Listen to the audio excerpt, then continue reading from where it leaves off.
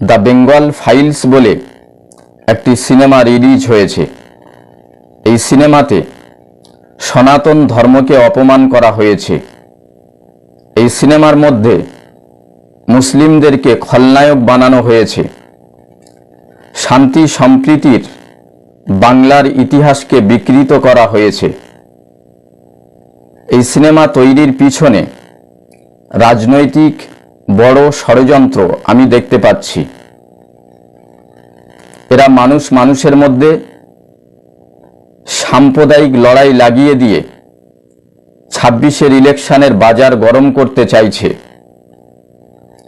এটি ভারতবর্ষের সংবিধান এবং গণতন্ত্রের বরখেলাপ, সামাজিক ক্ষেত্রে খুব বিপজ্জনক।